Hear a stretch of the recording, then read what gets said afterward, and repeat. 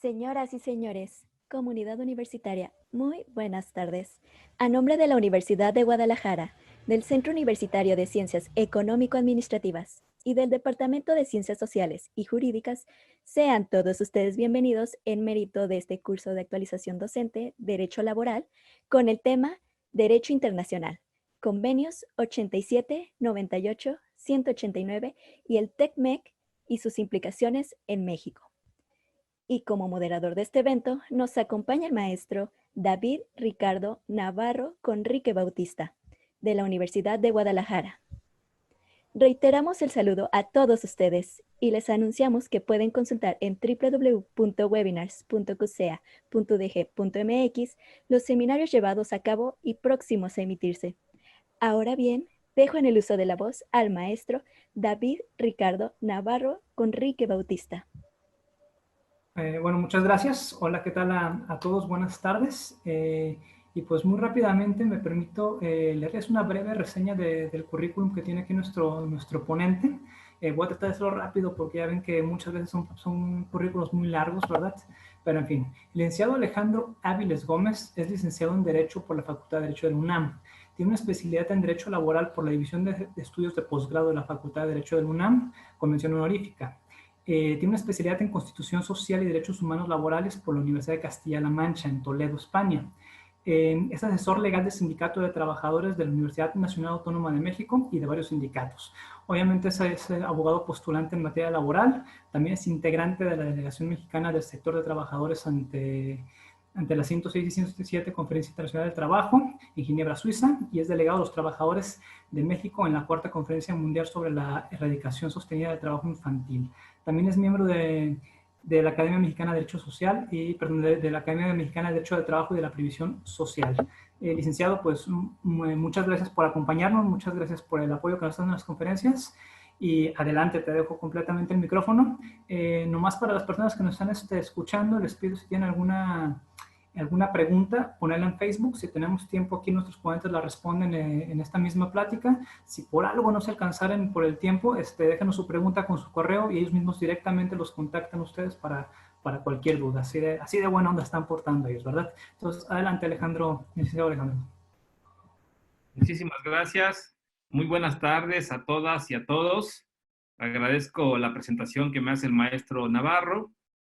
Asimismo, agradezco a la comunidad de CUSEA la oportunidad que me brindan de manifestarme en este curso de actualización docente, en el que hablaremos brevemente de lo que es el convenio 87, convenio 98, convenio 189 y sus implicaciones en México a partir del tratado comercial celebrado hace algunos meses. Sin duda alguna, el título es muy amplio, cada uno de estos temas da para muchísimo tiempo. Sin embargo, habremos de hablar de algunas líneas generales de estos convenios. Y para iniciar, diremos que la Organización Internacional del Trabajo nace en 1919, nace con el Tratado de Versalles, que pone fin a la Primera Guerra Mundial, y que en el apartado 13 se establece el nacimiento de esta Organización Internacional del Trabajo. En la actualidad, la Organización Internacional del Trabajo es una agencia que depende de la ONU, es la única agencia de carácter tripartito de la ONU, y desde 1941 está subordinada a esta. También habremos de decir que nuestro país forma parte de la Organización Internacional del Trabajo desde el año 1931. Por otro lado, la Organización Internacional del Trabajo tiene su sede en Ginebra, Suiza, y tiene tres estructuras en su organización. Una de ellas es la Conferencia Internacional del Trabajo, que se reúne año con año, salvo la excepción de 1941 y ahora en el año 2020, que por motivo de la pandemia no se reunió. Sin embargo, lo que hace la Organización Internacional del Trabajo, el resultado que emana del diálogo social entre gobiernos, empleadores y trabajadores son convenios. ¿Y qué son los convenios de la Organización Internacional del Trabajo? Bueno, pues son tratados internacionales que son legalmente vinculantes y que pueden ser o no ratificados por los Estados miembros. También la Organización Internacional del Trabajo, a veces cuando ratifica un convenio, lo acompaña de una recomendación que va a particularizar lo que el convenio hace referencia. Pero también hay algunas recomendaciones que no son necesariamente vinculantes para los Estados miembros, pero que sí constituyen digamos, directrices que los Estados tendrían que seguir. Como ustedes saben, nuestra Constitución Política de los Estados Unidos Mexicanos, en el artículo 133, hace referencia a que todos los tratados que celebre el presidente y ratifique el Senado de la República son ley suprema. Y en este sentido es que los convenios que México ha ratificado ante la OIT son ley suprema y son obligatorios para el país. En ese sentido, habríamos que establecer que la OIT tiene un sinnúmero de convenios, digamos que adoptados. Sin embargo, hay 8 convenios que la OIT denomina como convenios fundamentales. En primer término, tenemos el convenio 99, que se refiere al trabajo forzoso, perdón, dije 99, es convenio 29, que se refiere al trabajo forzoso, y el convenio 105, que se titula La abolición del trabajo forzoso. Estos dos convenios son convenios hermanos. Por otro lado, tiene el convenio 138, que habla de la edad mínima, y el convenio 182, que habla de las peores formas de trabajo infantil, y estos dos convenios también son convenios hermanos. También está el convenio 100, que habla de la igualdad de remuneración, y el convenio 111, que habla de la discriminación. Estos dos convenios son también convenios hermanos. Llevamos 6, yo dije que son 8 los convenios fundamentales. Los otros 2 convenios fundamentales son motivos de nuestra charla, el convenio 87 y el convenio 98. En ese tenor, quiero decirles que el convenio 87 lo adoptó la Organización Internacional del Trabajo en 1948 y que México lo ratificó en 1950. Hace poquito más de 70 años que México ratificó el convenio 87, denominado sobre libertad sindical y derecho de sindicación. Y este convenio, que viene siendo el 7º, está todavía relacionado con otro, que es el convenio 98 de la OIT, que habla sobre el derecho de sindicación y de negociación colectiva.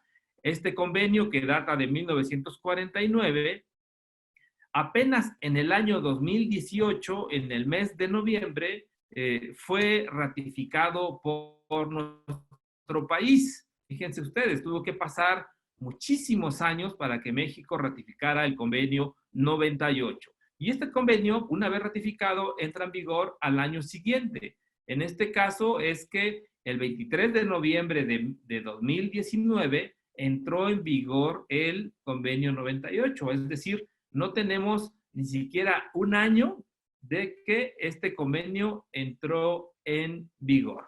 Pero también hay otro convenio del que vamos a hablar más adelante, que es el convenio 189. Es un convenio relativamente joven porque lo adoptó la Conferencia Internacional del Trabajo en el año 2011 y fue precisamente el mes de julio de este año, es decir, el mes pasado, que México depositó este convenio 189 ante la oficina del director general de la OIT, y que bueno, es un convenio del que vamos a hablar en un momento más, pero que aún no está vigente.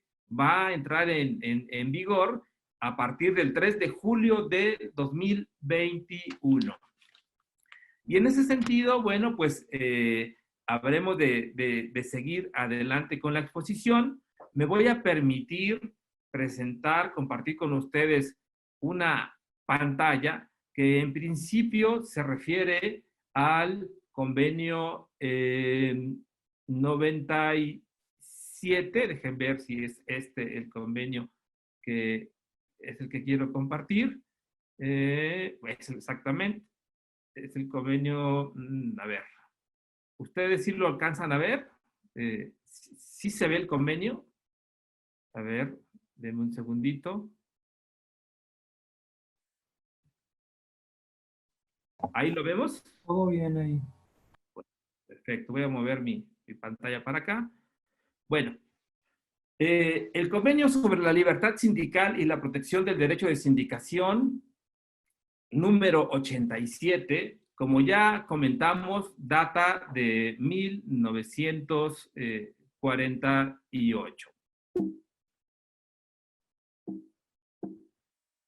Espéreme tantito porque aquí voy a enfrentar. Ya. Bueno, pues este convenio fue ratificado por nuestro país el 1 de abril de 1950. ¿Y cuáles son los principios que tutela dicho convenio? Pues bueno, se refiere a la libertad sindical, entre ellas a la autonomía, a la democracia y al pluralismo sindical.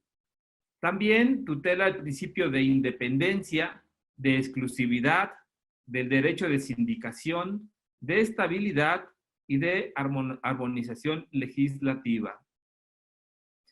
¿Qué hablamos cuando hablamos? ¿Qué queremos decir cuando hablamos de libertad sindical? La libertad sindical es como una figura triangular que hace referencia a la sindicación libre, a la autonomía sindical y a la pluralidad sindical. Es una triada que pues la podemos definir como un triángulo. Esa es la libertad sindical. Sindicación libre, autonomía sindical y pluralidad sindical. ¿Qué es la libertad sindical? La libertad sindical es el derecho de los trabajadores y las trabajadoras, pero también de los empleadores, sin ninguna distinción, de constituir organizaciones y afiliarse a las mismas. Es decir, los convenios internacionales no solamente van dedicados a los trabajadores, sino también a los empleadores. Y también los empleadores forman organizaciones. De hecho, en nuestro país hay sindicatos de empleadores y están aglutinados en cámaras. No se hacen llamar sindicatos, pero sí se hacen llamar, por ejemplo, Coparmex. Y, bueno, pues es el derecho que tienen a partir de la libertad sindical de constituir organizaciones. También el derecho de los trabajadores y de empleadores de constituir la organización que consideren pertinente y afiliarse a ellas. Esto no puede ser restringido de ninguna manera. Derecho de las organizaciones de redactar sus estatutos y reglamentos. Las organizaciones pueden redactar su estatuto siempre y cuando cumpla con los lineamientos establecidos en la Ley Federal del Trabajo. Y en ese sentido es que pueden redactar sus estatutos y reglamentos como consideren más adecuado. El derecho de las organizaciones de elegir libremente a sus representantes. Son los trabajadores, son los agremiados quienes pueden decidir a quién eligen como representante.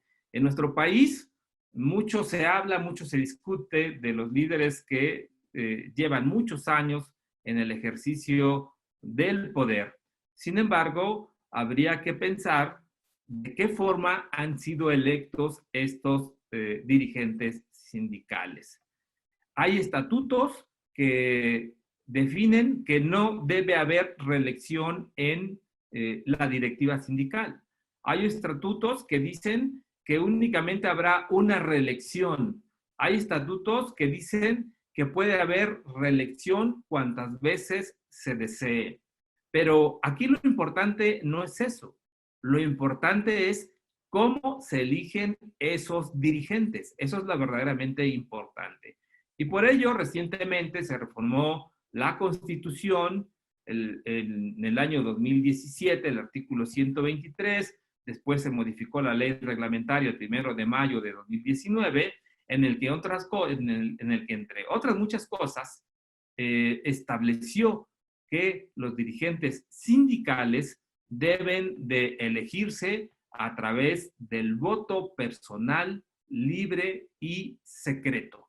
Eso es lo que la Constitución y la ley incluyó, de tal manera que siempre que se elijan de manera democrática, de manera transparente y permitan la pluralidad, pues los dirigentes sindicales pueden elegirse cuantas veces lo deseen.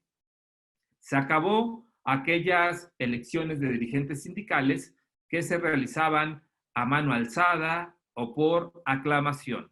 Y ese es uno de los objetivos de la reforma laboral de 2017 a la Constitución y de 2019 a la Ley Federal del Trabajo. El derecho de las organizaciones de organizar su administración, valga la redundancia.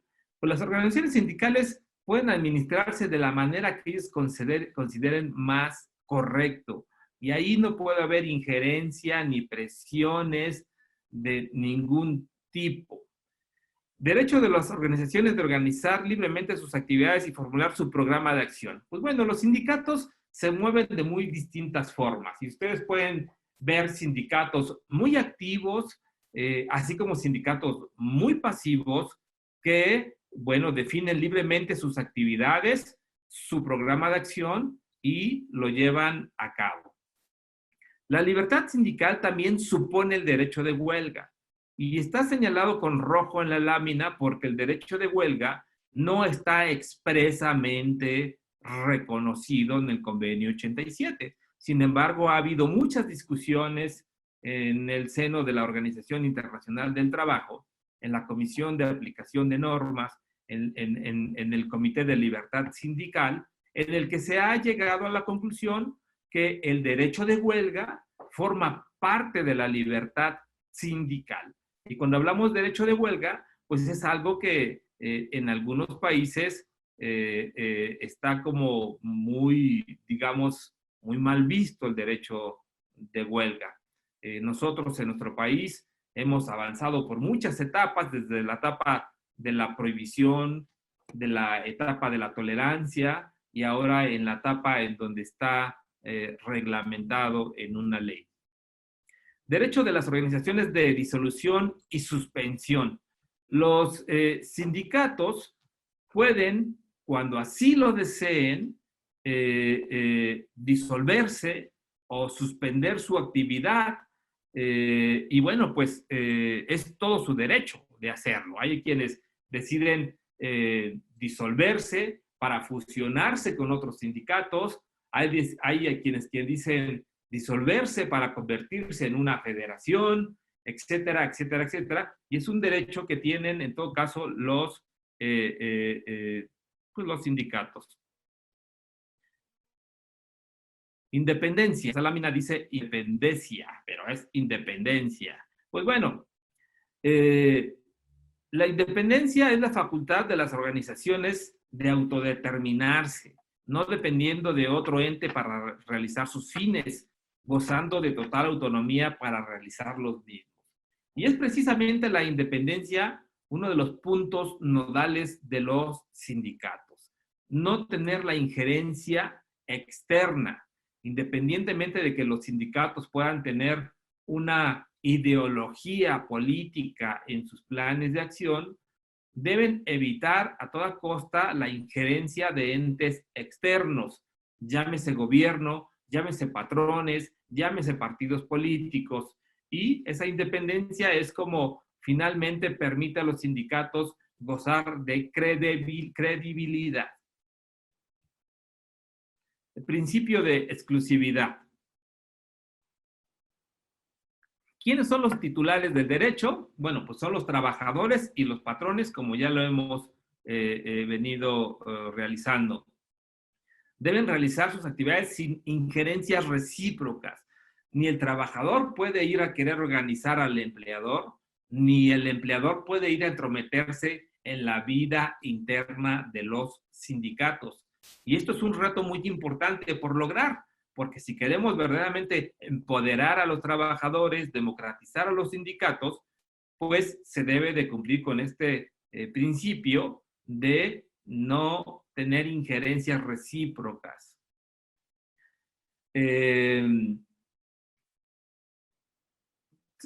Clasificación universal o de coaliciones o de sindicatos, bueno, hay sindicatos gremiales de industria o de oficios varios, que no nos vamos a detener mucho ahí porque no es motivo de nuestra plática, pero bueno, a la vez los sindicatos pueden formar parte de federaciones, confederaciones y organizaciones internacionales. De hecho, es como los sindicatos van adquiriendo fuerza. Hay sindicatos que a veces su tamaño no es lo suficientemente grande para tener una actividad política, para hacer frente a una revisión contractual, a un emplazamiento a huelga, o simplemente a defenderse de violaciones a la libertad sindical, y bueno, pues recurren a una federación, se afilian a una federación, o a veces una confederación, o a veces se van más allá incluso y forman parte de organizaciones internacionales. Por ejemplo, en América tenemos a la Confederación Sindical de las Américas, que es una organización pues regional que aglutina a varios millones de trabajadores, y esta a su vez está aglutinada a una global, ¿no? A la Confederación Sindical Internacional, que también pues lleva a cabo su actuar político. El derecho de sindicación.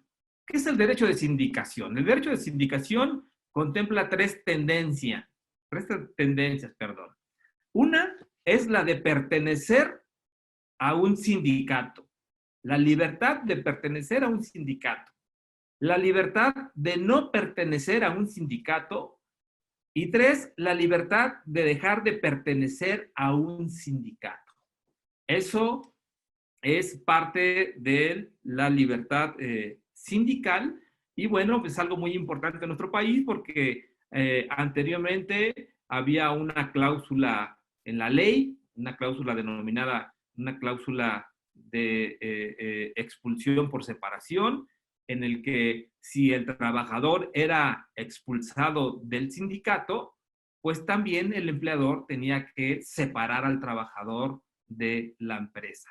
Y eso evidentemente que fueron declarados artículos inconstitucionales en función de que van en contra de este derecho de sindicación. Repetimos, la libertad de pertenecer a una organización sindical, la libertad de no pertenecer a una organización sindical, o la libertad de dejar de pertenecer a una organización sindical sin que haya discriminación, sin imposición, sin intervención del Estado y sin que haya una sanción. Esto es importante, el tema es muy amplio, en obvio del tiempo es que no vamos a profundizar, pero vamos a continuar. Los sindicatos tienen, y hablo, insisto, cuando hablo de sindicatos, hablo de sindicatos de trabajadores y de empleadores. Un principio que es el principio de estabilidad, en los que ellos deciden conformarse como tal y solamente pueden ser disueltas por la vía jurisdiccional, es decir, un previo juicio que dé como resultado la disolución de esta organización sindical. Pero nunca se puede disolver un sindicato por decreto presidencial, por una ley o por una cancelación por la vía administrativa. Todo registro de una organización sindical no debe estar condicionado. Si nosotros somos un grupo de trabajadores que en este momento decidimos constituirnos como sindicato, somos más de 20 trabajadores, llevamos a cabo una asamblea constitutiva, redactamos los estatutos, los aprobamos, elegimos a la primera mesa directiva, nosotros ya nacimos como sindicato, no requerimos el visto bueno ni la autorización de nadie.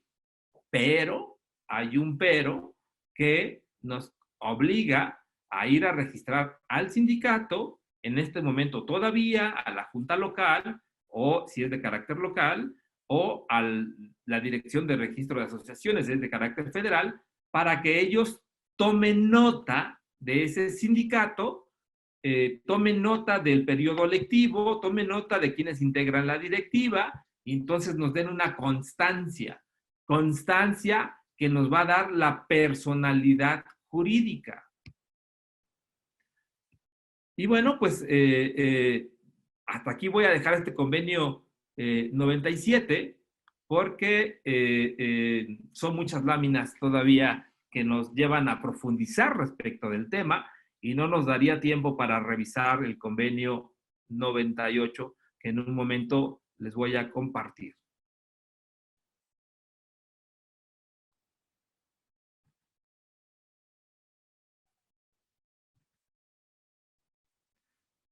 Denme un segundito, por favor. Sí estamos bien, ¿verdad? Sí nos estamos escuchando bien. Todo muy bien, se escucha y se ve muy bien. Ah, perfecto. Entonces, voy con el siguiente.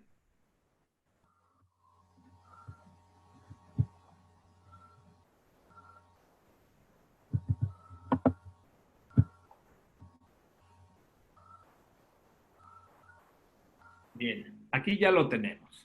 Y decíamos que el convenio hermano del convenio 87 es el convenio número 98. Comentábamos que este convenio, no obstante que data de 1949, fue ratificado por México en 2018 y entró en vigor en 2019, en noviembre de 2019. Este convenio 98 y convenio 87 son convenios hermanos y forman parte de los 8 convenios fundamentales de la Organización Internacional del Trabajo. En este convenio nos vamos a ir un poquito más rápido para saber qué es lo que dice. Bueno, cabe hacer mención que este convenio 98 ya se había solicitado muchas veces que se ratificara a través de la presión de muchas organizaciones sindicales llamadas independientes, y en el año 2015 fue presentado por el entonces presidente de la República al Senado. Sin embargo, llegó al Senado y en el Senado pues durmió el sueño de los justos. Y no fue en 2018, con una nueva legislatura, que lo sacan del cajón, lo ponen a discusión y se ratifica el convenio 98 en el año 2018. Este convenio 98 se refiere al derecho de sindicación y de negociación colectiva. Y aquí hay que hacer una precisión. No olvidemos que nuestra estructura constitucional en apartado A y apartado B del artículo 123 nos deja ver 2 modalidades de sindicación y 2 modalidades, si podríamos llamarle, de negociación colectiva. Y en ese sentido es que no vamos a andar mucho en el tema, pero cuando hacemos referencia a que el convenio 87 y convenio 98 son convenios hermanos, hay aspectos que aún no permean al apartado B. Así ustedes pueden ver todavía sindicatos, por ejemplo, el sindicato de maestros, van a ver muchos sindicatos que son del apartado B y que no necesariamente les están aplicando las normas que le aplican a los sindicatos del apartado A. Se refiere al derecho de sindicación y a la negociación colectiva. Dijimos que entró en vigor en julio de 1951, fue ratificado por México el 20 de septiembre de 2018. El 23 de noviembre de ese mismo año, las autoridades mexicanas lo depositaron en la oficina del director general de la OIT y entró en vigor el 23 de noviembre de 2019. ¿Cuál es el contenido de este convenio? Pues bueno, el contenido básico de este convenio es discriminación antisindical, actos de injerencia, garantía institucional y fomento de la negociación colectiva. ¿Qué es la discriminación antisindical? Son todas aquellas conductas que por vía de acción o de omisión lesionan la libertad sindical, tanto en su manifestación individual como colectiva, afectando por regla general a los trabajadores, a sus representantes y a la organización sindical misma. La protección debe existir tanto en el momento de la contratación como durante el desarrollo de la relación del empleo. Y entonces, nadie puede ser discriminado por pertenecer a una organización sindical. En nuestro país, lamentablemente, hay una cultura muy pobre respecto a los sindicatos, respecto a la sindicación, y generalmente cuando hay un trabajador que pertenece a un sindicato y que pelea por sus derechos, generalmente se le discrimina diciéndole que es un rijoso, diciéndole que es un alborotador, etcétera, etcétera, etcétera.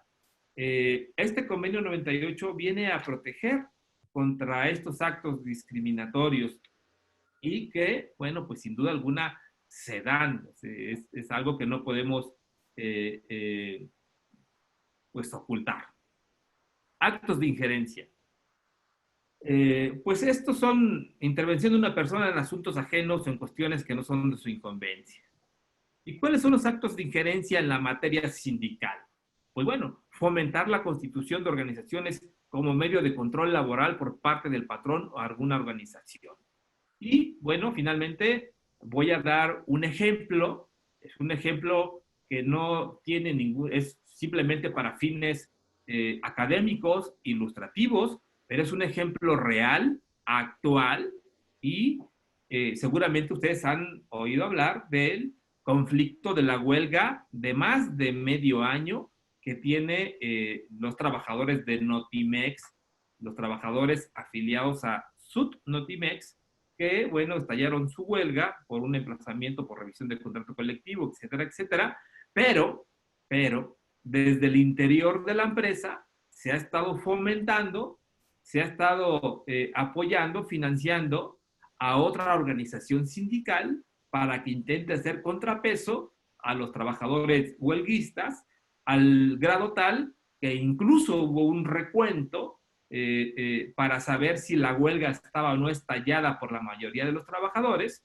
recuento que pues ganó pues, por la mayoría de los huelguistas, y es una huelga muy emblemática en estos días porque se da en el contexto ya de la entrada en vigor del TEMEC, se da en el contexto de la entrada en vigor de una nueva ley, se da en el contexto de un nuevo gobierno, se da en el contexto de la pandemia y se da en el contexto de que, bueno, la mayoría de las trabajadoras son mujeres que han enfrentado de manera muy valiente los embates que han tenido desde el interior, es decir, desde una clara injerencia para tratar de medrar los esfuerzos de los y las trabajadoras, y que, bueno, es una manera de injerencia y que este convenio 98 evidentemente lo prohíbe tajantemente.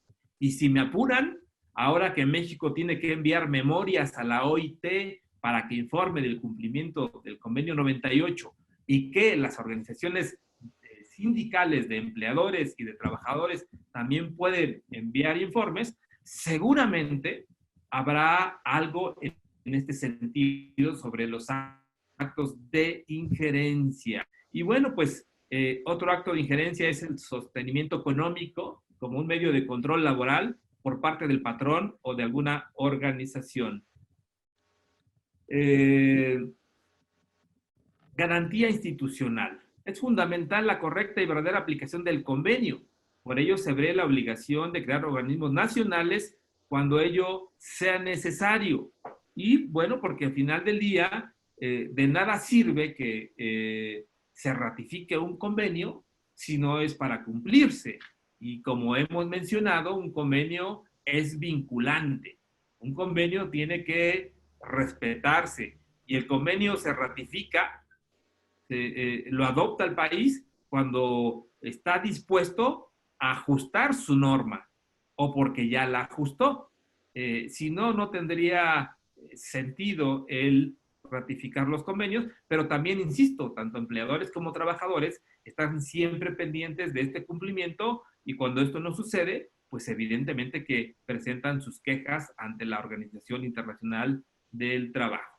Pero algo muy importante también, y digo que muy importante porque esto sin duda alguna es una de las piedras angulares del convenio 98, es la negociación colectiva.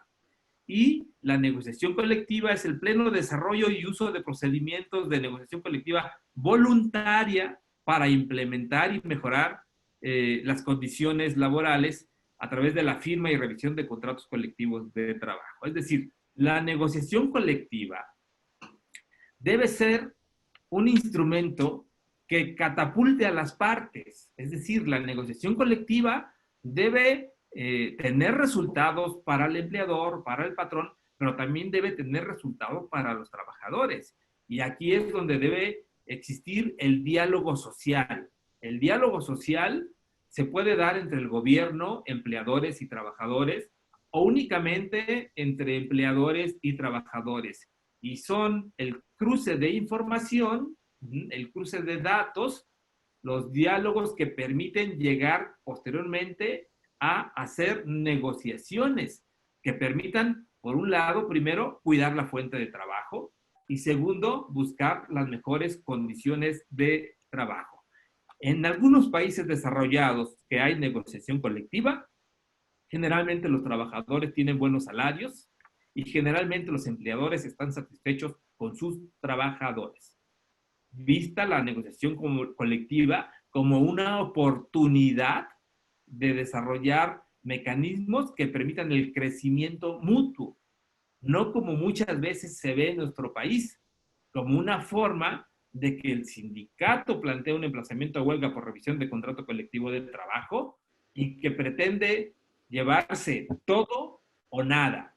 Debemos de ir escalando a nuevas formas de buscar el equilibrio entre los factores de la producción y ese camino puede ser el de la negociación colectiva en nuestro país. Bueno, esto ya son otras cosas que tienen que ver con algunas cuestiones.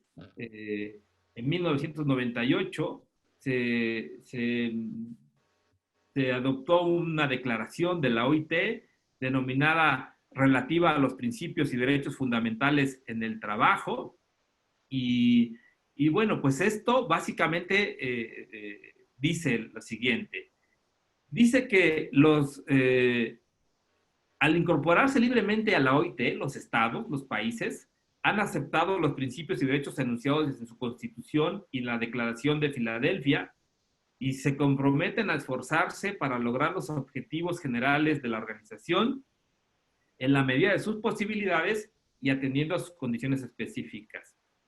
Y de manera particular, refiere que todos los miembros, aun cuando no hayan ratificado los convenios aludidos, y me refiero a los fundamentales, tienen un compromiso que se deriva de su mera pertenencia a la organización de respetar, promover y hacer realidad de buena fe y de conformidad con la Constitución de OIT, evidentemente, los principios relativos a los derechos fundamentales que son objeto de los convenios. Y aquí, ya lo habíamos comentado, está en primer lugar la libertad de asociación y la libertad sindical, convenio 87, y el reconocimiento efectivo del derecho de negociación colectiva, convenio 98. Y bueno, en resumen, estos dos convenios son convenios hermanos que en estos días están dando mucho de qué hablar, sin duda alguna, y están dando mucho de qué hablar porque al final del día, pues como ustedes saben, se firmó el TEMEC, entró en vigor el TEMEC, ahora trae aspectos que no contenían el Tratado de Libre Comercio de 1994, pero además México también ha celebrado otros tratados, como el Tratado Transpacífico, y en todos estos tratados traen aspectos de carácter laboral. El convenio 87 y el convenio 98 son importantes porque el TEMEC recoge un apartado, que es el apartado laboral, en donde básicamente eso que acabamos de ver ahorita de los derechos fundamentales, déjenme ver si lo puedo compartir, un pedacito nada más. Aquí está, así se ve, ¿verdad?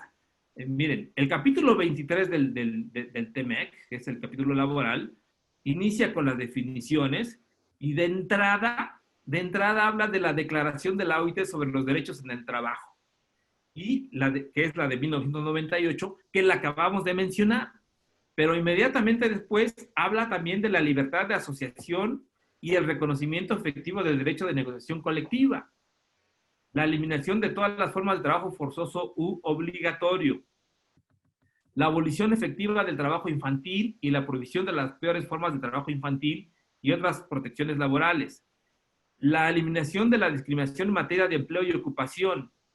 Y entonces, esto que yo acabo aquí de leer del TEMEC, pues son básicamente aspectos que están contenidos en el convenio 87 y convenio 98 de la Organización Internacional del Trabajo, y que precisamente uno de los grandes debates es procurar la mejora de las condiciones laborales de los obreros mexicanos para que puedan competir con la mano de obra de los países de Estados Unidos y Canadá. Son aspectos que, bueno, ya no me toca hablar de ello porque no terminaríamos, pero sí quiero decir que tienen una relación muy cercana, convenio 87, convenio 98 y el TEMEC, que pues son temas para un mayor análisis para otros foros. Y entonces pasaríamos muy brevemente porque ya estamos también sobre el tiempo, al convenio 189 de la OIT. Déjenme lo ubico por aquí. Bueno, vamos a hablar muy brevemente de este convenio. Este convenio 189 es el penúltimo, porque déjenme decirles que hay uno reciente, que es el convenio 190, que habla sobre el acoso y violencia en el mundo del trabajo. Este convenio 189 de la OIT, pues es un convenio que fue ratificado en 2011, titulado Convenio 189, Trabajo Decente para las Trabajadoras y Trabajadores Domésticos. Déjenme decirles que nuestra legislación nacional habla de trabajadoras del hogar, ¿no? Fue reformada la ley, hablaba anteriormente del trabajo doméstico, las activistas, las trabajadoras del hogar, en algún momento consideraron que era un tanto despectivo llamarles trabajadoras domésticas, y la legislación ahora mexicana hace referencia a trabajadoras y trabajadores del hogar. Bueno, este convenio 189 lo adoptó hace 9 años la Conferencia Internacional del Trabajo, y hay que decir al respecto lo siguiente. Este convenio ofrece una protección específica a las trabajadoras y a los trabajadores domésticos.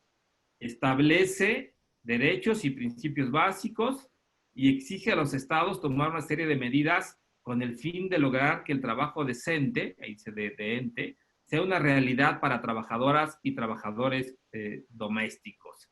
Esto es lo que es, en esencia, el convenio 189. Ahora, ¿qué es el trabajo en el hogar? El convenio 89 define al trabajo doméstico como el trabajo para o dentro de un hogar o varios hogares, y este trabajo puede incluir tareas como limpiar la casa, cocinar, lavar, planchar la ropa, el cuidado de los niños, ancianos o enfermos en una familia, jardinería, vigilancia de la casa, desempeñarse como chofer de la familia e incluso cuidando a los animales domésticos. O sea, es toda una gama de actividades las que encierra el trabajo doméstico. ¿Y qué es una trabajadora o un trabajador del hogar o doméstico? Según el convenio, una trabajadora o un trabajador doméstico es toda persona que realice el trabajo doméstico dentro de una relación de trabajo. Punto importante es que es una relación de trabajo. No es un acto humanitario que viene realizando una persona a favor de otra para que a cambio de hacerle las tareas del hogar le ofrezca un cuarto, una vivienda o alimento. No, es una relación de trabajo. Una trabajadora o un trabajador doméstico puede trabajar a tiempo completo o a tiempo parcial. Puede ser empleada o empleado por una sola familia o por varios empleadores. Puede que resida en la casa del empleador o puede estar viviendo en su propia residencia. Una trabajadora o un trabajador doméstico también puede estar trabajando en un país extranjero. El conjunto de trabajadoras y trabajadores domésticos están cubiertos por el convenio 189, pero los países pueden decidir excluir algunas categorías. ¿En qué momento? En el momento que van a ratificar el convenio, pueden, en todo caso, solicitar que algunas categorías no sean incluidas, que algunos artículos no sean incluidos.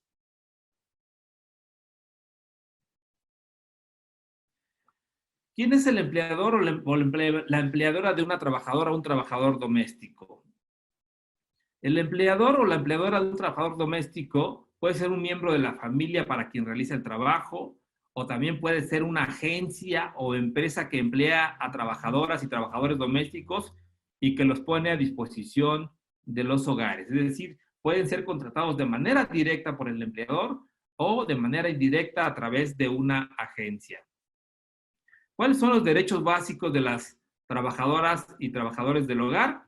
Pues bueno, se debe de promover y proteger los derechos humanos de todas y todos los trabajadores domésticos, así lo refiere el preámbulo, el artículo 3 de dicho convenio. El respeto y protección de los principios y derechos fundamentales en el trabajo, como ya lo hemos platicado, la libertad de asociación y reconocimiento efectivo del derecho a la negociación colectiva, la eliminación obligatoria, la abolición del trabajo infantil, la eliminación de la discriminación en materia de empleo y ocupación, la protección efectiva contra todas formas de abuso, acoso y violencia, y condiciones justas de empleo, incluyendo una vivienda digna. Ahora, ¿qué es lo que dice el convenio? Simplemente lo vamos a mencionar porque ya no tenemos mucho tiempo. Pues habla de la información sobre los términos y condiciones del empleo. Y dice características o información. Debe de hablar sobre la remuneración que va a recibir el trabajador, que debe ser en dinero. Creo que se le fue el audio a nuestro ponente. Aquí, licenciado. Licenciado Alejandro, ¿me escuchas? Decía que los trabajadores domésticos, ahora me conecté desde el celular, perdón, dejé la computadora, tienen algunos derechos básicos. Hablamos de la remuneración, que quede clara, que quede bien específica, que debe haber un salario mínimo en algunos países. Aquí la legislación se modificó y ordenó que se estableciera un salario mínimo para las trabajadoras del hogar.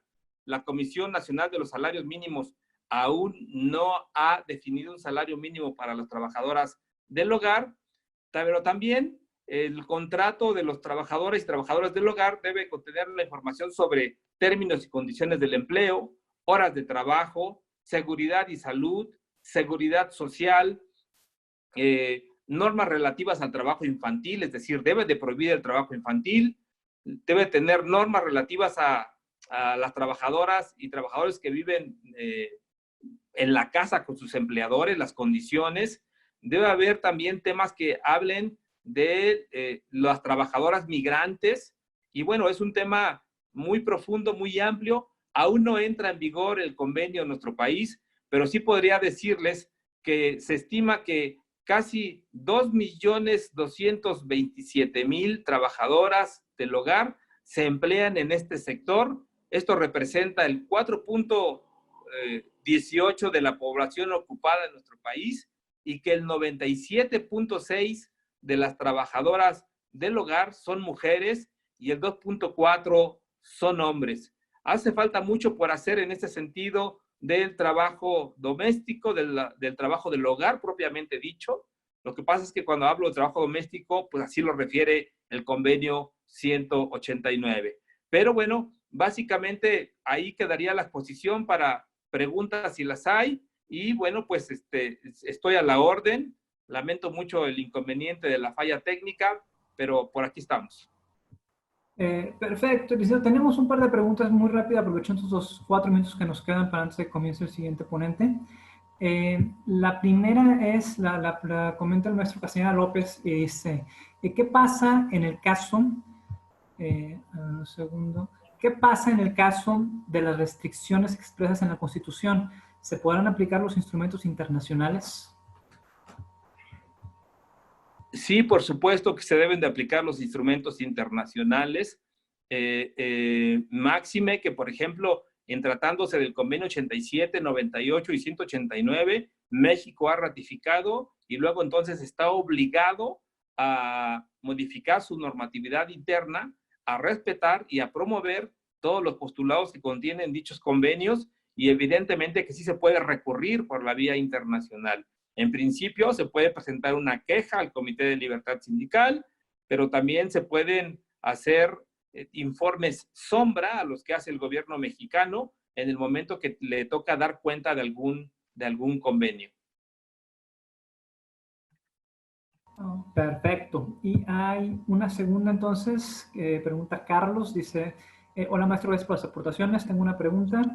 ¿Cuál es el procedimiento en nuestro derecho interno para que esos convenios de la Organización Internacional del Trabajo se puedan hacer efectivos en la realidad? Bueno, pues a veces se tiene que agotar una serie de instancias.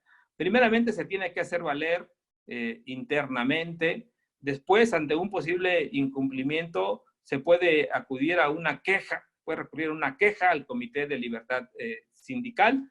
Dentro de las exposiciones que hice, ya no llegamos, pero hay un modelo de una queja ante el Comité de Libertad Sindical cuando se considera hay una violación a uno de estos convenios. Hay muchas otras formas.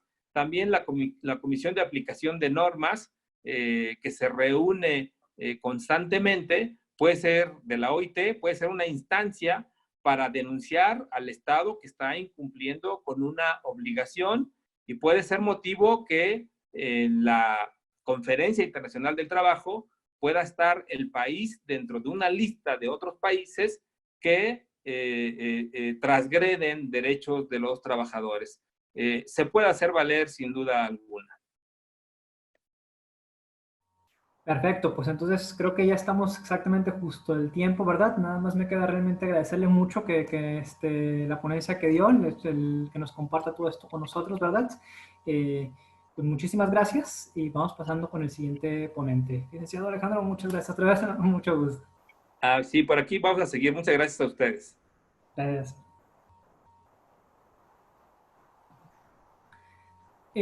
Ok, muy bien, vamos continuando directamente para no perder nada de tiempo con el segundo ponente. No sé si por conducto aquí de CUSEA quieren comentar algo o empiezo. Pues vamos presentándolo de una vez, ¿verdad, licenciado Enrique? Les presento entonces aquí al licenciado Enrique. Denme un segundo para abrir su currículum. El licenciado Enrique Andrés Elizondo Cantú. Él es abogado litigante en materia laboral. Es especialista en relaciones laborales. Es asesor y consultor laboral por más de 12 años. Es maestro de cátedra de relaciones laborales. Académico de número en Academia Mexicana de Derecho del Trabajo y Previsión Social. Autor de ponencias aprobadas en materia laboral a nivel nacional. Es experto legal de la NOM 035 y también es conferencista. Aparte de todo esto, aquí el licenciado tiene un podcast que se los voy a recomendar. Está en Spotify. El podcast se llama Legal Flow, Flow, F-L-O-W. Entonces, para el que tenga ganas de checarlo, adelante, entre ahí y lo pueden revisar. ¿De qué nos va a hablar él? Él nos va a hablar de un tema que se llama Derecho Individual del Trabajo, las nuevas imposiciones en materia de salud mental y hostigamiento sexual, que son temas súper nuevos, donde hay muchísima pregunta. Entonces, pues, licenciado, adelante, vamos escuchándote. Tienes Gracias, completamente David. libre aquí para hacerlo. Te agradezco mucho. A ver, déjame nada más reconfiguro mi presentación. Y el objetivo de esta plática es transmitir y sensibilizar a las personas que nos están escuchando que el hostigamiento y la salud mental y la violencia laboral hoy en día y desde mucho tiempo atrás son una realidad, la cual todas las empresas lo enfrentan. Y es un tema que vamos a abordar desde varios aspectos los cuales voy a ir aterrizando poco a poco, que nos vamos a ir desde la Organización Mundial de la Salud, la Organización Internacional del Trabajo y posteriormente sobre nuestras leyes locales o más bien federales, la Ley del Trabajo, la NOM 035, y vamos a ver cómo aplicarlo a los centros de trabajo, porque no nada más basta con que esté en el tintero, hay que aplicarlo. Y la presidenta de la Comisión de la Cámara de Comercio de Madagascar ha definido estos problemas, que el hecho que un empleado padezca de violencia o acoso en el lugar de trabajo también repercute de forma adversa en nuestras empresas, no solo en el plano moral, sino también en el económico, porque disminuirá el rendimiento de ese empleo y, en última instancia, el nivel general de la productividad de la empresa. Y al final de cuentas, estos problemas, como lo mencionó hace un momento el maestro Alejandro, la OIT los ha abordado y los aborda desde hace más de 70 años, que en la Declaración de Filadelfia, aprobada en el 44, se definió que todos los seres humanos, independientemente de su raza, credo o sexo, tienen derecho a un bienestar material y a su desarrollo espiritual, en condiciones de libertad y dignidad y de seguridad económica e igualdad de oportunidades. Es entonces que la salud mental y la violencia sexual son dos vertientes muy fuertes y que tienen mucho fondo, el cual trataré de abordar para que quede muy claro. Es entonces que la salud mental lo ha definido la OMS como un estado completo de bienestar físico, mental y social, y no solamente la ausencia de afecciones o enfermedades. Es entonces que este es un bienestar integral, el cual todo ser humano debe de tener. Es lo óptimo. Es el estado que una buena alimentación, que tengas convivios con personas, con tu familia, en tus centros de trabajo, debes mantener. Pero lamentablemente existen situaciones adversas y la norma 35, que es desde el 2018, una norma que fue compartida por el gobierno federal, contempla la forma de apoyar y resolver la salud mental de los empleados y los problemas que estos conlleva. Desde el 2018 esta norma ha estado vigente y se la ha conocido coloquialmente como la norma del estrés laboral. Las obligaciones de las empresas es evaluar y consultar todos los centros de trabajo para que puedan tener un conocimiento de su clima laboral y este clima laboral poder transmitirlo a la Secretaría del Trabajo si es que son inspeccionados. La norma 35 tiene obligaciones partidas, porque en el 2019 ya comenzó con una serie de obligaciones y en el 2020, en octubre, va a comenzar las nuevas imposiciones. Es entonces que la falta de una salud mental, la NOM 035 las cataloga como factores de riesgo psicosocial. Y son todos aquellos que puedan provocar trastornos de sueño-vigilia, que generen estrés, que generen una adaptación distinta a la que el ser humano está acostumbrado. los problemas mentales derivados del trabajo, derivados de cargas de trabajo excesivas, de horario extra recurrente, de una presión, de hostigamiento, de violencia, generan que el ser humano tenga un factor de riesgo psicosocial y por lo tanto la norma trae los elementos de cómo abordarlo. Y además considera que los acontecimientos traumáticos severos son todos aquellos que el ser humano o el trabajador ha experimentado porque se le cayó la loza al compañero, porque chocó, porque fue secuestrado, porque en una tienda de conveniencia lo asaltaron. Son todos acontecimientos que el trabajador vive y eso lo provoca una secuela. Es entonces que el factor de riesgo psicosocial y el acontecimiento traumático severo, las empresas al día de hoy tienen la obligación de vigilar, cuidar y darle un seguimiento para que el trabajador pueda poder reincorporarse a su vida diaria y vida activa. Pero no nada más esto se contempla, porque también tenemos lo que es la violencia laboral, que se considera como actos de hostigamiento, malos tratos o violencia sexual que vamos a abordar más adelante. La Organización Internacional del Trabajo define que la violencia psicológica y el agotamiento psíquico se tratan de actos que generan depresión asociados al entorno profesional.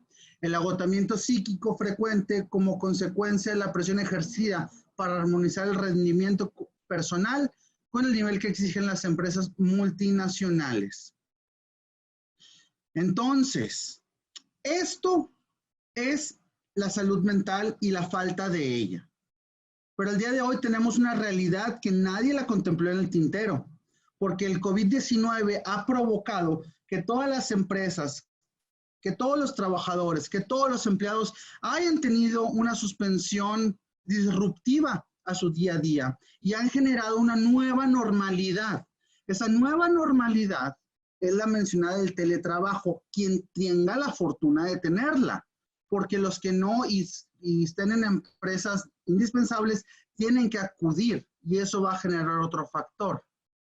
Y la OIT, a través de sus especialistas sobre seguridad y salud del trabajo, mencionan que el teletrabajo se ha convertido en la nueva normalidad y eso ha sometido a todos los trabajadores a nuevas tensiones, ya que se encuentran aislados o tratando de conciliar las responsabilidades profesionales y familiares, o perciben que las fronteras entre la vida profesional y personal no son nítidas cuando trabajan a distancia. El fenómeno ha sido tan repentino y masivo que ninguna norma de teletrabajo ofrece una protección adecuada para ese nuevo espacio de trabajo. Entonces, ¿qué nos da a entender esto? Tenemos una realidad que ni siquiera la Constitución, la Ley del Trabajo, tratados internacionales, OIT, OMS han considerado. Y ese es un reto que las empresas al día de hoy, que ya están obligadas, deben asumir para poder sacarlo adelante y que sus trabajadores sean productivos, que sus trabajadores tengan una eficiencia acostumbrada, que sus trabajadores no tengan estados de depresión, no tengan estados de ansiedad y que sus trabajadores puedan dar el ancho que se espera sin repercusiones. Eso es del lado de vista del patrón, pero del lado de vista del trabajador, el trabajador al día de hoy tiene miedo de que sea despedido, miedo de enfermarse, tiene miedo de que le recorten el sueldo, tiene miedo de que en cualquier situación que no le compete a sus responsabilidades se vea afectado y eso genera tensión. ¿Y esa tensión qué conlleva? Agotamiento psíquico. Genera un estrés al que nadie estaba impuesto a vivir. Partiendo al siguiente punto, ¿qué es la violencia sexual laboral y por qué es tan importante tocar este tema acompañado de la salud mental? La Ley del Trabajo ha contemplado en la última reforma el hostigamiento y el acoso sexual de una forma más definida, porque en la reforma del 2012 únicamente se mencionaban, pero ahora se entiende que el hostigamiento es el ejercicio del poder entre una relación de subordinación real de la víctima frente al agresor en el ámbito laboral. ¿Qué es esto? Aquí hay una relación de arriba hacia abajo. El poder genera presión y el hostigamiento son conductas verbales, físicas o ambas. ¿Qué es el acoso sexual? Es una forma de violencia en la que, si bien no existe la subordinación, hay un plano que todos se pueden conllevar. Es el compañero, es las situaciones que generan miradas lascivas, tocamientos, insinuaciones, una situación o un clima laboral adverso para el agresor, para la víctima. Los agresores muchas veces es una sola persona o puede ser un conjunto de ellas. Esto genera un estado de indefensión y de riesgos para la víctima, independientemente de que se realice en uno o varios eventos. Y lamentablemente en las compañías, en las empresas, en las oficinas, esta tendencia se da con miradas lascivas, se da con tocamientos, se da con empujones, se da de una y muchas formas. Lamentablemente, todo eso violenta los derechos fundamentales de cada individuo. Entonces, hasta este punto, ya aterrizamos la salud mental y la violencia sexual. Entonces, la OMS la considera. La Organización Internacional del Trabajo lo contempla. La ley del trabajo, existen esas figuras y la norma 35 es el instrumento para poder darle solución. Pero esto no nada más sucede en México, esto también sucede en todo el mundo, es un interés mundial, tal como lo manifestó anteriormente la presidenta de la Cámara de Comercio de Madagascar. El hecho de que un empleado padezca de violencia o acoso en el lugar de trabajo también repercute de forma adversa en nuestras empresas, no solo en el plano moral, sino también en el económico, porque disminuye el rendimiento de ese empleado y en última instancia el nivel general de productividad de la empresa. ¿A qué voy? El acoso sexual provoca ansiedad, perjuicios y sufrimientos. En situaciones extremas puede llegar a causar asesinatos o suicidios. La violencia y el acoso ocasionan asimismo pérdidas de miles de millones de dólares, de pesos, de cualquier moneda. Como consecuencia de esto, el costo del reemplazo del personal y la reducción del nivel de productividad es alto. Si bien la violencia y el acoso se abordan en varias normas de las recientes conferencias de la OIT, y en ninguna de ellas se define fehacientemente ni se proporcionan directrices pertinentes para facilitar su prevención. Hasta el año 2019, en donde ya se contempla un convenio donde se define lo que es la violencia y el acoso. Pero eso, aterrizarlo a nuestras empresas, aterrizarlo al día a día, es el problema que nos enfrentamos los abogados, la gente que está en recursos humanos, los directores o la gente que le interesa el cumplimiento legal de todas las normas. Y de estas normas son las que estamos viendo. En primera instancia, ¿por qué hablo que la Constitución Política de los Estados Unidos Mexicanos es una nueva norma, o más bien, sus derechos fundamentales se contemplan como una nueva imposición? Porque el violentar la salud mental o la esfera jurídica de la víctima a través del acoso o el hostigamiento, ¿qué generan? Se genera la violencia al derecho a la vida, al derecho a la integridad física, a la libertad sexual, al libre desarrollo de la persona. Genera la prohibición de la discriminación. La violencia sexual es una forma de discriminar. Se violenta un trato digno, se violenta el derecho al trabajo, se violenta el medio ambiente laboral sano, se violentan las condiciones justas para el desarrollo del trabajo, se violenta la igualdad ante la ley y se violenta un nivel de vida adecuado. Y esto no lo digo yo, esto Lo manifiesta la Comisión Nacional de Derechos Humanos, en donde establece qué es el derecho a una vida digna, qué es el derecho a un libre desarrollo de la persona. Ahora, la ley del trabajo. ¿Qué significa tener estas figuras jurídicas en la ley?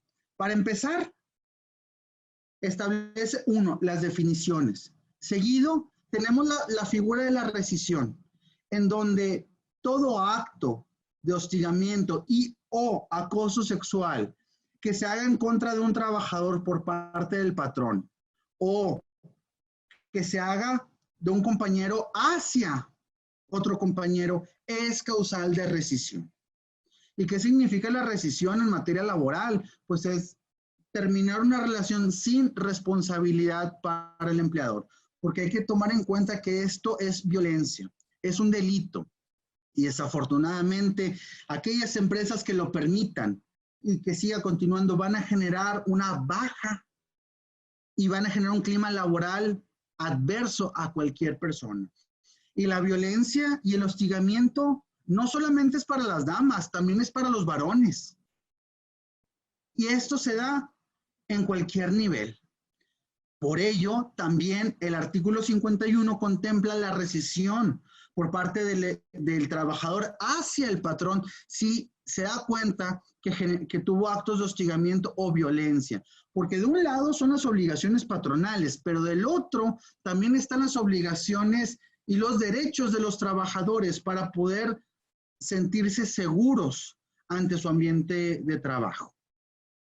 Adicional, la ley del trabajo contempla las obligaciones patronales de implementar protocolos en contra del hostigamiento y el acoso. Esto en su artículo 132 y en el 133 expresamente establece la prohibición patronal de tolerar, de hacer o permitir actos de hostigamiento o violencia sexual.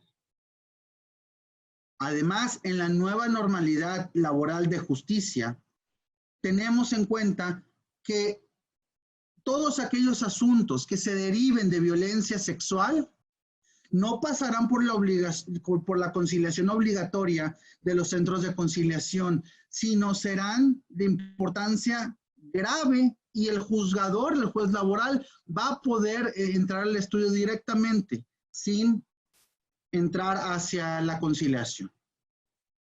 Entonces, tenemos la Constitución Política, la Ley del Trabajo y a últimas fechas el capítulo 23 del TEMEC, en donde el licenciado Alejandro hace un momento lo abordó.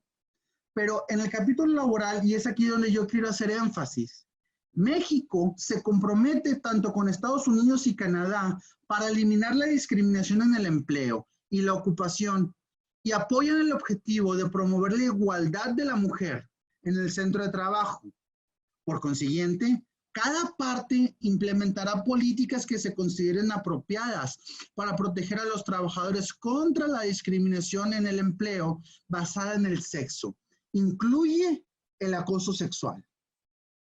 De esto también deben cuidar el embarazo, la orientación sexual, la identidad de género, la responsabilidad del cuidado. Se deberán proporcionar licencias para el nacimiento o adopción de infantes. Todo esto son lo que contempla el capítulo 23 laboral sobre el TEMEC. Pero esto aterrizado a nuestra realidad, ¿qué es? La norma 035. Y esta norma 035 obliga la identificación, el registro, la prevención, la obligación de hacer y de no hacer, el seguimiento de situaciones identificadas y el establecer protocolos. Lamentablemente, hasta el 2018 se consideraba esta norma y en lo personal, pienso yo que México va tarde, porque en el litigio ya me ha tocado tener casos vivenciales en donde una falta, no del protocolo de la norma, una falta de compromiso de la empresa con los trabajadores generó problemas de litigio y generó problemas de derecho individual a tal grado que le costaron muy caros a la empresa.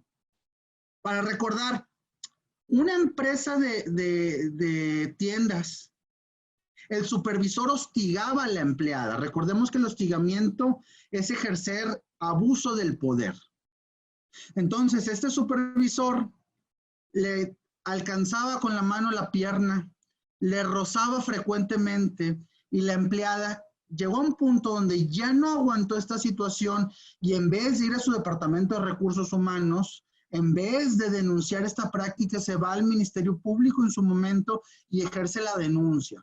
Posteriormente se va a la Junta de Conciliación a alegar un despido injustificado por esta situación, más aparte la violencia que sufrió.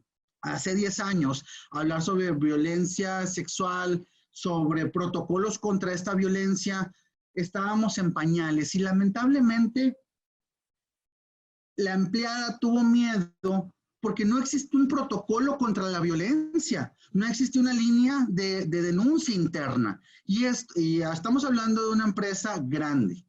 Es entonces que esta situación a la hora de resolverse en los tribunales, ¿cómo se resuelve? La empresa asume la responsabilidad que tiene como marca, como centro, como empresa, liquida a la trabajadora porque ella no se siente a gusto de regresar y pone en evidencia al supervisor en donde trae una denuncia en contra de él y dice, oye, esto no se da nada más porque es tu palabra contra la de ella. Esta es una realidad y se tomaron cartas en el asunto.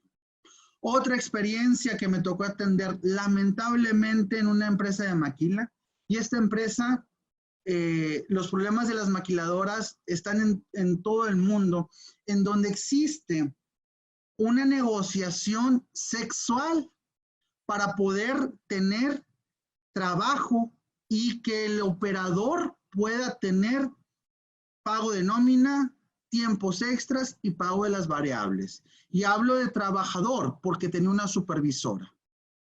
¿Qué significa? La supervisora hostigaba al operario para que cada semana le invitara a salir al cine, a comer y a pasar la noche con él para que en la siguiente semana le pasara mayor producción y él pudiera no facturar, pudiera gestionar el cobro de tiempos extras y el tiempo de variables para que pudiera tener mayor salario. ¿Y qué sucedió aquí? El miedo del hombre al que dirán, aquí no hubo denuncia. Esto se descubrió cuando la supervisora cambió de empleo. Los trabajadores manifestaron que tenían miedo de las situaciones que tenían, porque no nada más lo hizo con uno, lo hizo con varios. Esto es una situación de hostigamiento, es una situación real. Por otro lado, otra situación que me tocó vivir como abogado es que 2 trabajadores hostigaban y violentaban a un hombre más joven en sus bromas entre caballeros, por así decirlo, pero realmente era un abuso y violación sexual que enfrentó este tercero. Esa situación, ¿qué pasó en ese momento? La empresa se da cuenta a través de las cámaras que hubo una violación sexual al trabajador de menos edad por estos 2 hombres y al momento de la entrevista con la víctima, se le preguntó, oye, ¿por qué no denunciaste? Simplemente porque tenía miedo a las represalias, miedo al qué dirán por parte de los compañeros del trabajo. Entonces, la violencia laboral y las violencias de hostigamiento son cosas que se viven día con día, pero lamentablemente la gente tiene miedo si es que no existe una forma de resolverlo. La gente no quiere denunciar y si se toma el valor de denunciar, vamos a ver cómo responde la empresa. Entonces, esto se puede resolver a través de un sistema, a través de un programa. Pero antes de entrar a eso, los riesgos que estas situaciones conllevan en los centros de trabajo, de entrada son pérdidas económicas, seguido por dedicarle tiempo, dinero y esfuerzo a situaciones que no estamos contemplando. Si la empresa es muy chica, no tienen abogados, no tienen personal de recursos humanos para dedicarle a esa situación y el director o el emprendedor tienen que dedicarle el tiempo a resolver una situación que ellos ni siquiera estaban contemplados a prever. Seguido de ello, los riesgos de una rescisión laboral, tanto el artículo 47 como el 51, más todas las consecuencias legales, económicas que esto conlleve. Seguido, si son empresas transnacionales, se enfrentan al mecanismo laboral de respuesta rápida por la afectación de su entorno psicosocial y de su entorno sexual. Este mecanismo laboral de respuesta rápida es una denuncia que puede poner un trabajador si no se le da atención a su situación expresa hacia la oficina de Estados Unidos o hacia la oficina de Canadá, afectando la operación interna de la oficina en México. Este es un tema bien interesante que viene en el TMEC y otros abogados ponentes lo abordarán. Respecto a la norma 35, si esta situación legal se lleva a los tribunales, puede repercutir en una multa a la empresa desde 22,000 a 441,000 pesos. Esta cifra se actualiza porque es en UMAS y en el 2021, 2022 puede incrementar. Y ya por último es la reputación del centro de trabajo o de la empresa. Y aquí vamos a entrar a lo que más me gusta de todos estos temas, ese es el cómo prevenir, porque esta es la parte de las relaciones laborales de todas las empresas. La OIT ha considerado programas para un mejor trabajo y hay que tener cambios de actitud y de comportamiento en las empresas para que los hombres y las mujeres, las comunidades LGBTI puedan estar trabajando y se sientan seguros en su empleo. El acoso y el hostigamiento no solo es para mujeres, también es para varones o para cualquier persona que habite o cohabite los centros de trabajo. Entonces, a todo esto que ya hemos hablado, se puede resolver a través de un compliance laboral o la solución de acatar todas las normas que ya vimos de la OIT, del TMEC, la Ley del Trabajo y la norma 035.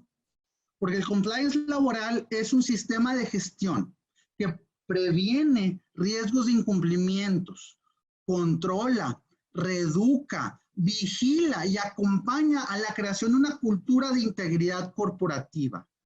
Esto es un sistema que debe ver 3 escenarios: antes, durante y después.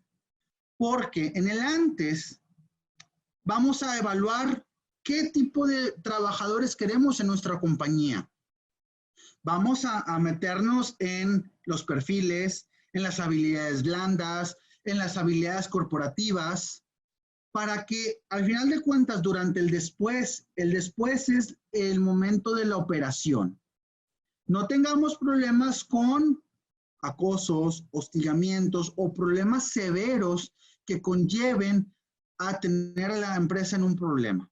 El sistema del cumplimiento laboral es reducir riesgos económicos, legales, de reputación y de situaciones adversas a la empresa. Entonces, el compliance laboral es un sistema de gestión para prevenir, para reeducar y vigilar. Pero esto, ¿qué no significa que es la norma 35? Sí, es parte de la norma 35, porque todo esto debe estar acompañado de los mecanismos que aborda la norma. Y esta plática no es para meterme a esos mecanismos, sino es para ver cómo podemos solucionar si ya tenemos un problema. ¿Cómo podemos hacer si nos vamos a enfrentar a uno y cómo podemos prevenirlo?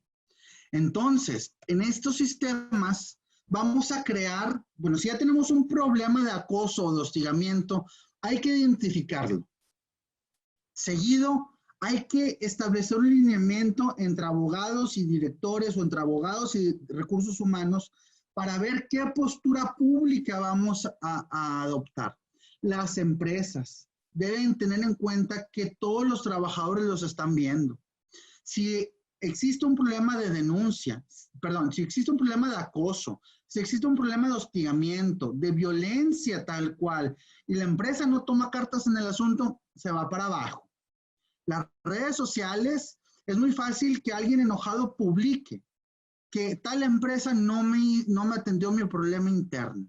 Esto, como ya lo mencioné, va a generar deficiencias económicas. Se debe buscar mitigar que esta acción de hostigamiento o acoso se materialice. Y en caso que se materializó, la empresa debe tomar cartas en el asunto.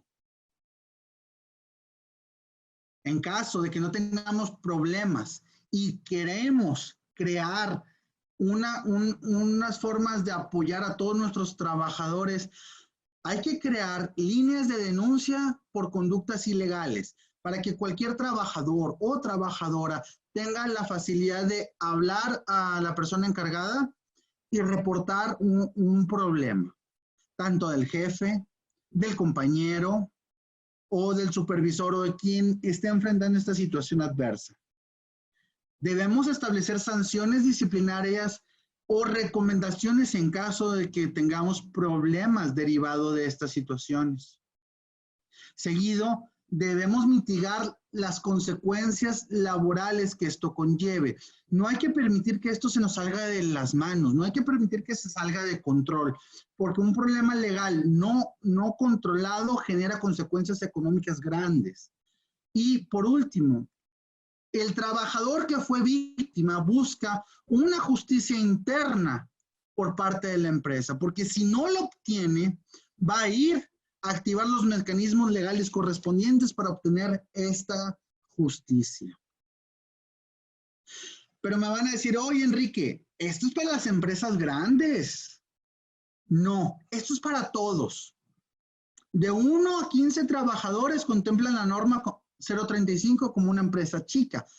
Pero si en las oficinas, si en los lugares de trabajo establecemos un decálogo, aun cuando muy pequeña la empresa, de qué hacer, de qué tolerar, de qué no tolerar, vamos a poder crear mecanismos para que los trabajadores se sientan seguros, se sientan respaldados.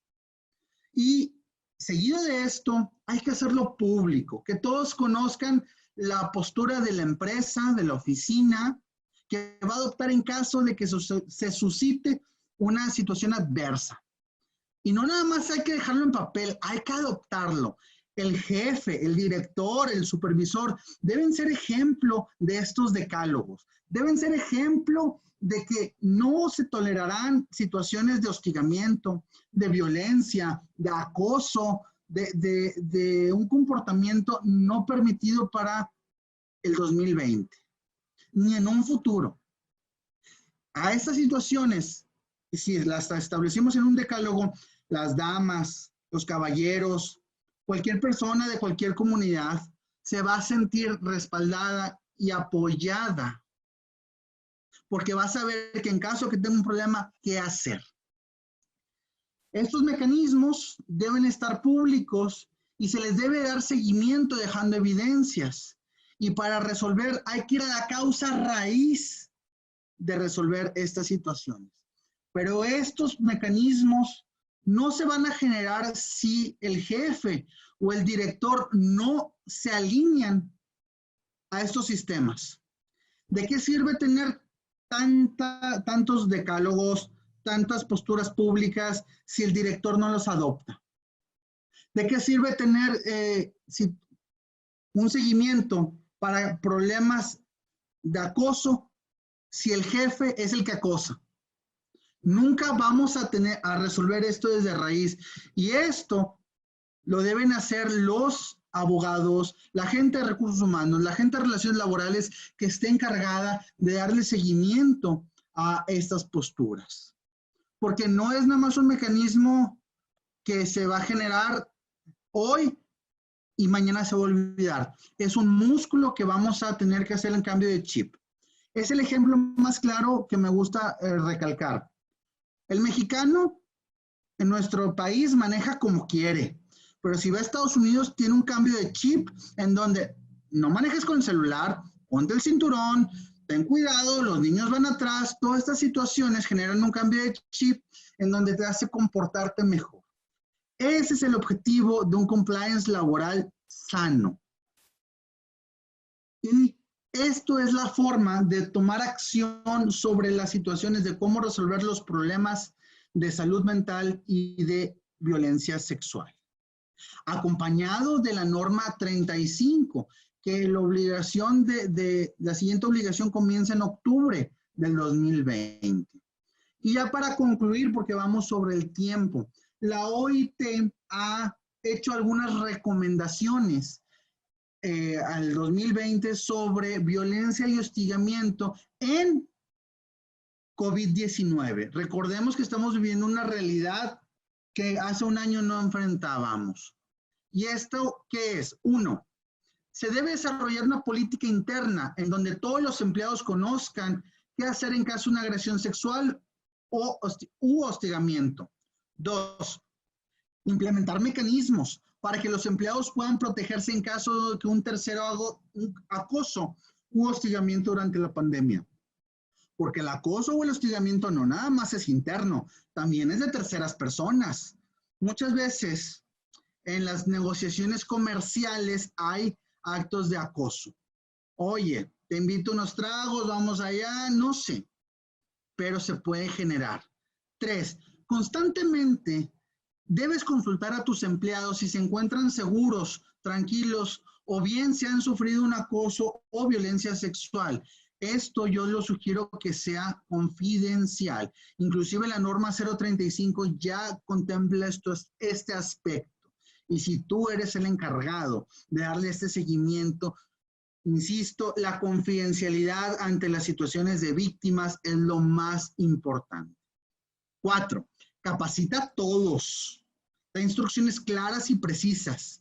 Evita situaciones hostiles en donde puedan verse involucrados clientes, pacientes, pasajeros o cualquier miembro en general que tenga relación en la empresa u oficina de gobierno. Recordemos que el ambiente debe ser general y debe contemplar un ambiente tranquilo para todos. 5, establece procedimientos en contra de la discriminación y violencia dentro del centro de trabajo y motiva a las campañas en contra de la violencia en los centros de trabajo, violencia doméstica en los hogares, porque también al día de hoy la violencia interna de las casas está a la alza. Promueve ejercicios de esparcimiento mental durante la pandemia con el limitar de posibles riesgos. Recordemos que el encierro vuelve locos a todos. Entonces, no hay que hacer ollas de presión en la casa para que exploten en las empresas.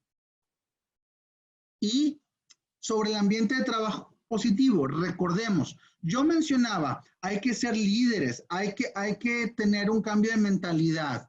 Entonces, quien sea el encargado de esto debe mantenerse informado siempre sobre la información del gobierno local y federal sobre el estatus de la pandemia.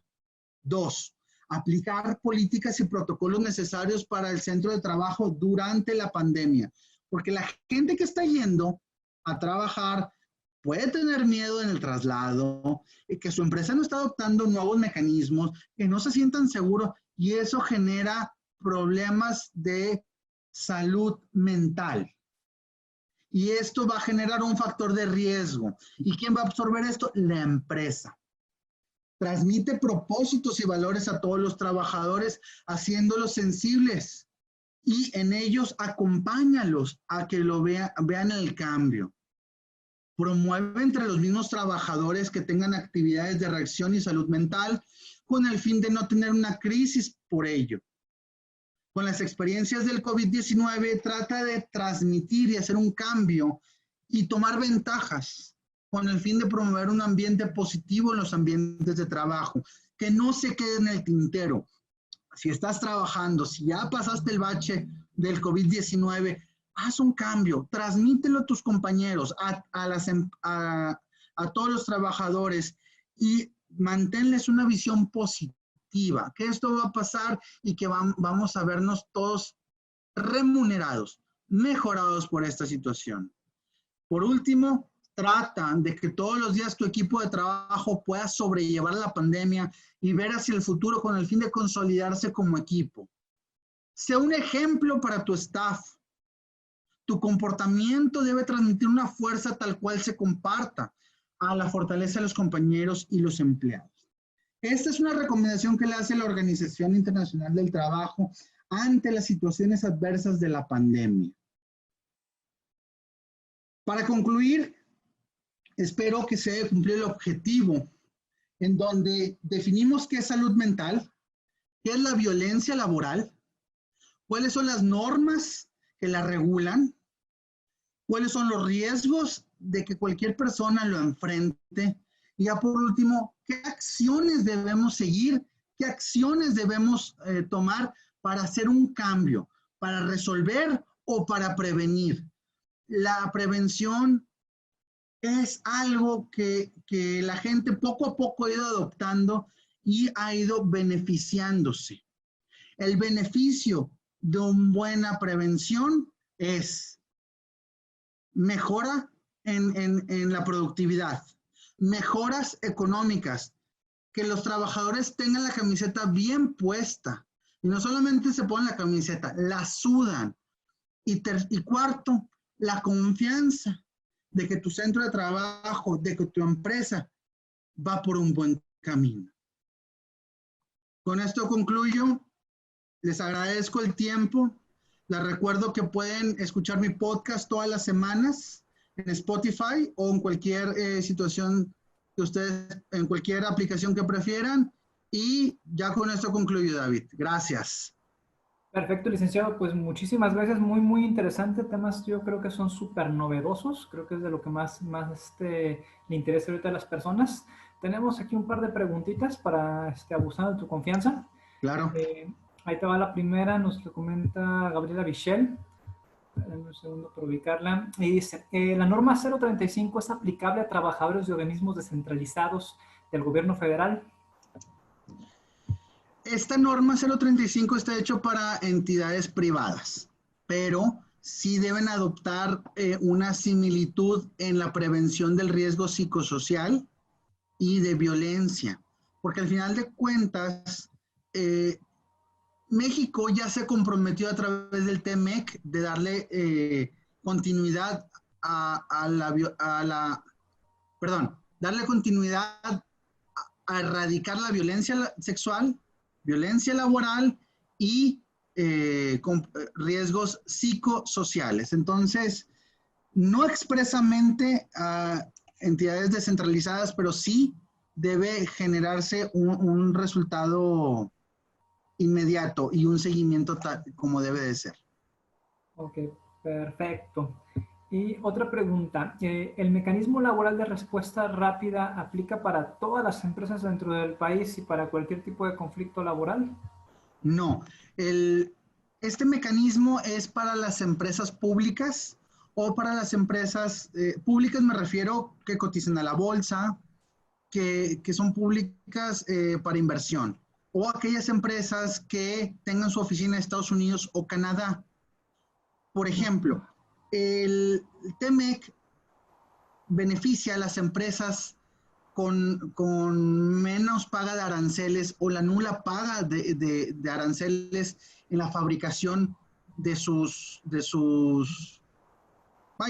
objetos que crean. Entonces, si la maquila está en México y su empresa tiene un corporativo en Estados Unidos y en México se están viendo estas situaciones adversas, el mecanismo actúa cuando la empresa tiene oficina en Estados Unidos y en México.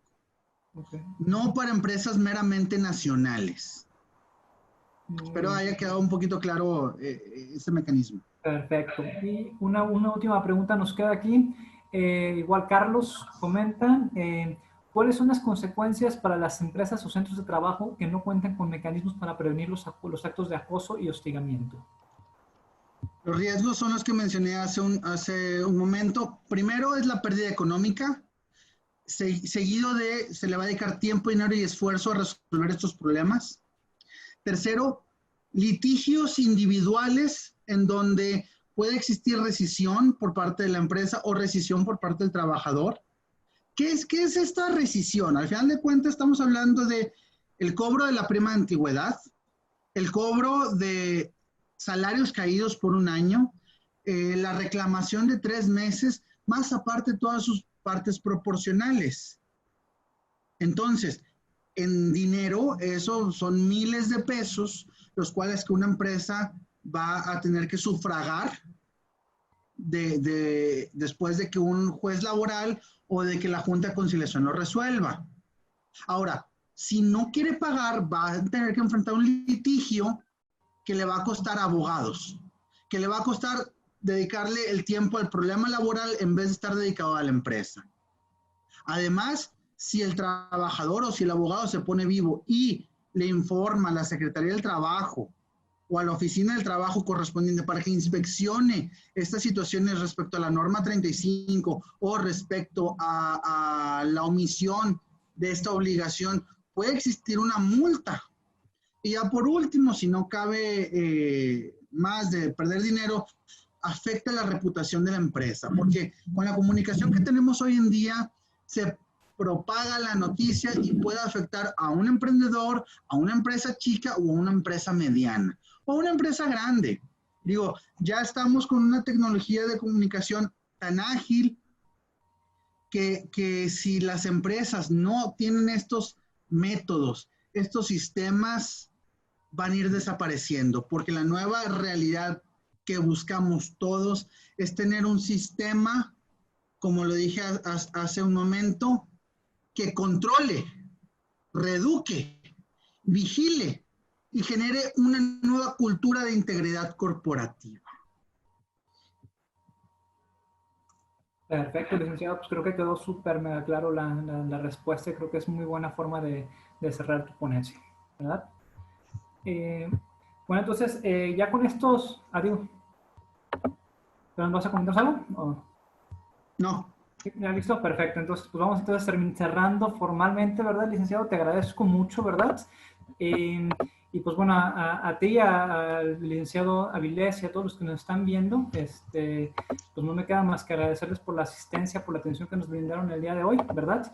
Y pues en nombre de la Academia de Derecho Social e Ambiental, así como también del Departamento de Ciencias Sociales y Jurídicas, les agradezco a todos su asistencia, en particular a los profesores inscritos al departamento. Muchísimas gracias por la atención y pues continuamos con el curso el día de mañana. Muchas gracias y buenas tardes o buenas noches. Hasta luego. Hasta luego.